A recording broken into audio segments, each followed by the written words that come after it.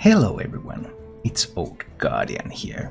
Today, Blizzard announced that the next patch will bring some card changes to Hearthstone. We have two basic cards that are going to go out to Hall of Fame, so don't expect any dust refunds for these because they're basic cards, they cannot be crafted, there's no dust value involved.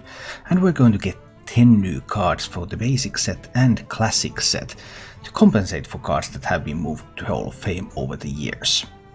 The basic set cards will just become part of your collection, whereas the classic set cards are something that you need to open from packs or craft. So, let's look at the changes. First of all, Mind Blast moves to Hall of Fame. That means no more Velen combos in Standard. Currently there are no real Velen combos in Standard, but there's always been that chance that if there's cards that discount something, then maybe you can pull them off, but nope, that's it. And Silence Priest, my favorite, loses some crucial burst. I don't even know how to rebuild Silence Priest after this. This is a pretty big loss to Silence Priest as an archetype. It already wasn't a top tier archetype, but it was possible to make it work, and now it's just going to get crushed. Speaking of non-top tier archetypes that are going to get crushed, Vanish is also moving to Hall of Fame. Vanish has been a crucial tool for various slower rogue decks, Quest Rogue, and nowadays Pogo Rogue. So first they buff up Pogo Hopper, Pogo Rogues try to make a comeback, they are doing somewhat okay-ish, not great, but at least they have some good matchups, and then they are being killed again. So with Vanish gone, Rogue's hopes of building slower decks are really taking a hit, because Rogue cannot heal itself, it cannot clear boards, now it can't even temporarily vanish boards, so tough. But hey, you can always play Tempo Rogue still. As for the new cards, there are 10 new cards coming, and replacing Vanish is Plaguebringer, a 4-mana 3/3 with a battlecry give a friendly minion poisonous, and this is a basic set card, so everyone is going to get this one when it comes. It's basically Plague Scientist without the combo requirement. Plague Scientist used to be a 3-mana 2/3 with a combo effect to give a friendly minion poisonous. The problem with Plague Scientist, I tried to build budget decks with Plague Scientist back in the day instead of using Vilespine Slayer, which was a hard removal card. But this didn't really work out, because Rogue didn't have those extra minions. It didn't have the sacrificial tokens that it could just turn into poisonous and then trade them away and move on.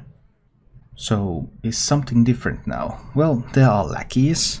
So lackeys are a thing. So if there are some lackeys on the board, or if there's an evil miscreant on the board and you make your evil miscreant poisonous and then use that to trade, there are some things you might be able to do with this better than in the Plague Scientist days. Maybe you can build some kind of a mech rogue. Mech rogue could have hard removal. There's already the mech with poisonous death rattle, and then you might add this because you have lots of death rattles and you generate lots of tokens, and maybe you can make some of them poisonous. So there are some ways you could potentially use this card. Just all the traditional rogue decks lack sacrificial minions. They don't have useless minions that they'd like to throw away, make them poisonous and just use them to trade. So it requires a little bit of a different approach, but it's potentially playable. I guess someone might say this is potentially playable, but you would be in the minority if you did. So, Radiance, the Mind Blast replacement. Restore 5 health to your hero. It's a heal that only goes to your face. You can't heal minions, you can't target the opponent, so you can't do any Orkanite tricks with this. So the only redeeming quality of this card is that it's a cheap spell, and it would be better if it was a 0-mana spell. As a 1-mana spell, yeah, it's usable with the Auctioneer. Maybe you can do something with this in something like an Omi Priest, but the only use of the card is to cycle it. Otherwise it's just a terrible card. Then we have a new Warlock minion, a Siegebreaker, 7-mana 5/8 demon with Taunt, and your other demons have +1 attack. So obviously this is a fairly expensive card coming at 7 mana.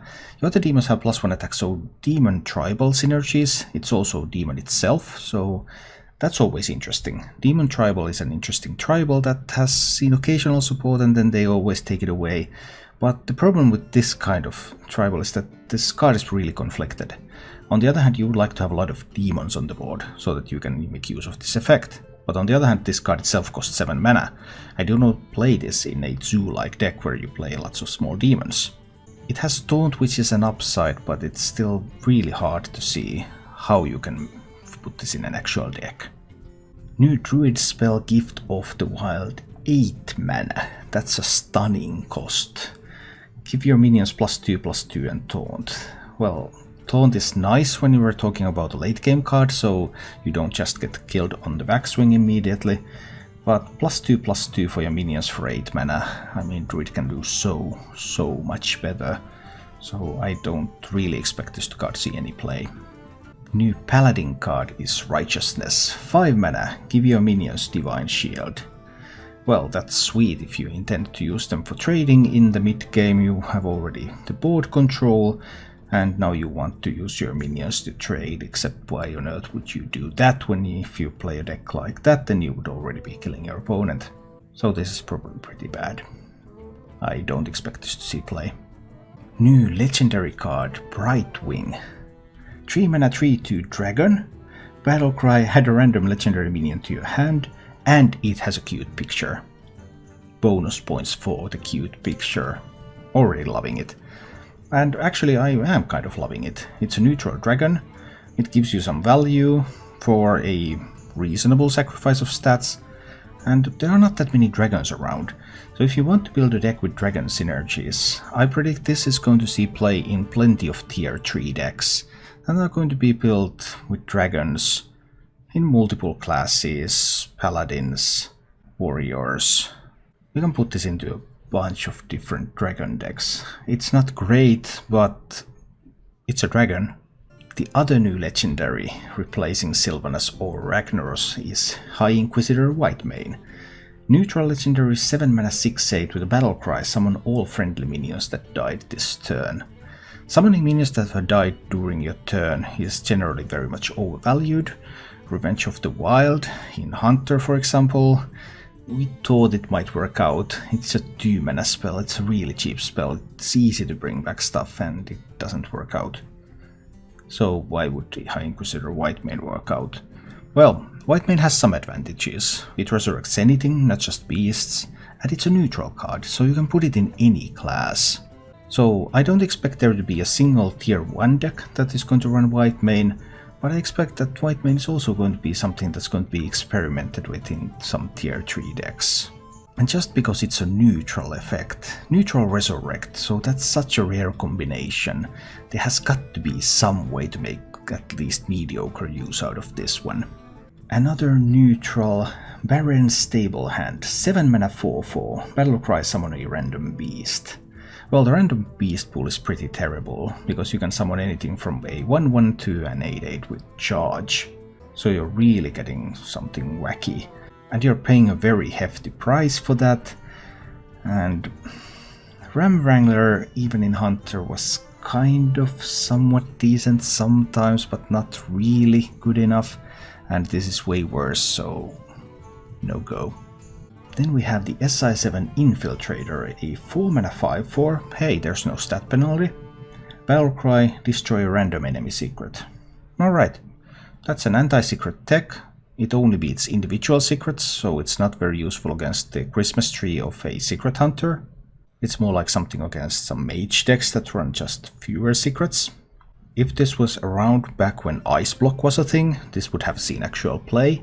So depending on what kind of secrets they will be included in the game, this could see play as an anti-secret tech card. Finally, card number 10, Arcane Devourer, 8 mana elemental, 5/5. Whenever you cast a spell, gain +2/+2. Okay, well yeah, that's sure sweet, it grows, it costs a ton, you're never going to be able to play this. I mean, there's Elemental Evocation, you play like Elemental Evocation, then you play a 4 mana Arcane Devourer. Problem is that you cast those spells first, so it's not going to buff it, but that's such a niche scenario where you're even able to get this on board in any reasonable way. I don't have any hopes for this one. So, overall, we are going to get 10 new cards. They're going to be evergreen cards, so they're going to be around forever, and that is Blizzard's justification for making them bad. But there are 4 cards that I can see seeing some play at some point. Plaguebringer, Problem is that which rogue deck has those tokens that it wants to throw away. Not sure about that. Brightwing. Hey, Dragon Pool is very limited. If you want to play with dragons, even if they're not top tier, you might want to play with Brightwing. High Inquisitor Whitemane. While the effect is not super powerful, it is a neutral resurrect effect, so there has to be something that can be done with it. And the SI7 Infiltrator, which is an anti-secret tech card, so a couple of potentially playable cards are coming. I don't expect this patch to change the overall meta. None of decks are going to lose anything. These cards, it's hard to see them giving some other decks something so good that it could contest the absolute tier 1 decks. But maybe we can build a couple of new playable decks with these cards. Thank you for watching. If you enjoyed the show, please click the like button and subscribe to my channel for more.